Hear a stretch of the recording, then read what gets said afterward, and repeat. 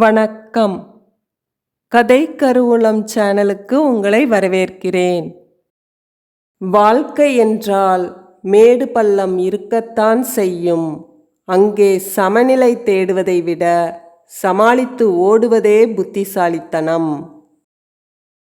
ஆபத்துக்கு உதவாத நண்பன், அவசரத்துக்கு உதவாத சொந்தம், பசிக்கு உதவாத உணவு, தேவைக்கு உதவாத பணம் இருந்தும் பயனில்லை.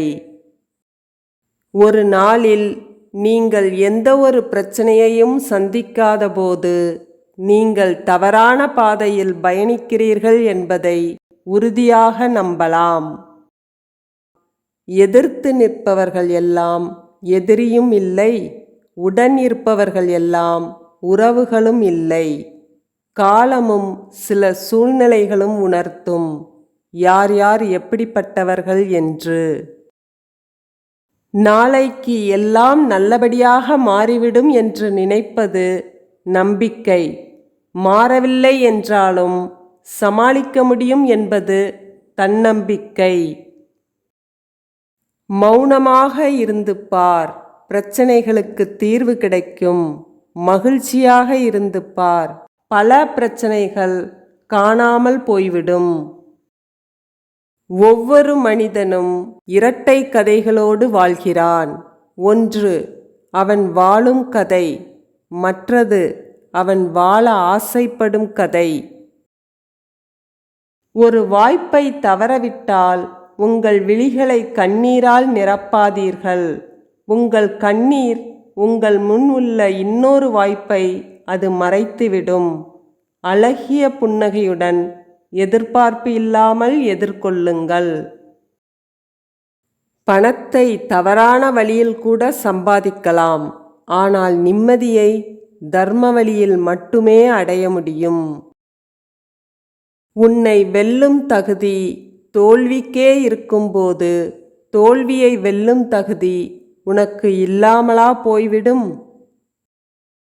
தோல்வியிலிருந்து எதையும் கற்றுக்கொள்ளவில்லை என்றால் அதுதான் உண்மையான தோல்வி.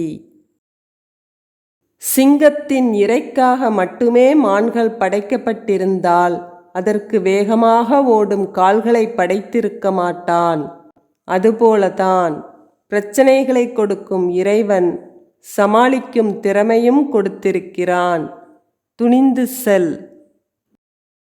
தோல்வி உன்னை துரத்தினால் நீ வெற்றியை நோக்கி ஓடு. மனதுக்கு நிம்மதி கிடைக்குமென்று உன்னுடைய கவலைகளை மற்றவர்களிடம் பகிர்ந்து கொண்டால் அதனால் உனக்கு வரும் துன்பங்கள் அதைவிட அதிகமாக இருக்கும். முடிந்தவரை உன்னை நீயே தேற்றிக்கொள். ஜெயிக்க வேண்டும் என்று முடிவெடுத்துவிட்டால் கண்களுக்கு தெரிய வேண்டியது காரணங்கள் அல்ல, இலக்கு மட்டுமே. ஒரே ஒரு நாள் அடுத்தவர்கள் வாழ்க்கையை வாழ்ந்து பாருங்கள். அதன் பின்னர் அவர்களைப் போல இவர்களைப் போல வாழ வேண்டும் என்ற எண்ணம் வாழ்நாள் முழுவதும் தோன்றாது. கோபுரத்தில் இருந்தாலும் குடிசையில் இருந்தாலும் உன் மனதை பொறுத்துத்தான் உனக்கு சந்தோஷம். நாம் பிறருக்கு தேவை என்றால் கண்டு கொள்ளப்படுகிறோம், கவனிக்கப்படுகிறோம். அதுவே தேவையில்லை என்றால் காயப்படுத்தப்படுகிறோம், கலட்டிவிடப்படுகிறோம். கண்ணீர் மட்டுமே மனதின் வழிகளின் வெளிப்பாடு அல்ல. சில நேரங்களில் சிரிப்பும் கூட வழிகளின் வெளிப்பாடுதான். தகுதியில்லாத இடத்தில் அன்பை செலுத்திவிட்டு ஏமாந்துவிட்டேன் என்று சொல்லாதே. தப்பித்துவிட்டேன் என்று மகிழ்ச்சி கொள். எந்த நிலையிலும் உன் மனதை நீ அமைதியாகவே வைத்திருக்க பழகு. அமைதியை விட நல்லதொரு ஆயுதமும் இல்லை, ஆறுதலும் இல்லை. நிகழ்காலத்தில் கவனம் செலுத்துங்கள். எதிர்காலம் தன்னைத்தானே கவனித்துக் கொள்ளும். புகழ்ந்தால் மயங்காதே, இகழ்ந்தால் தளராதே.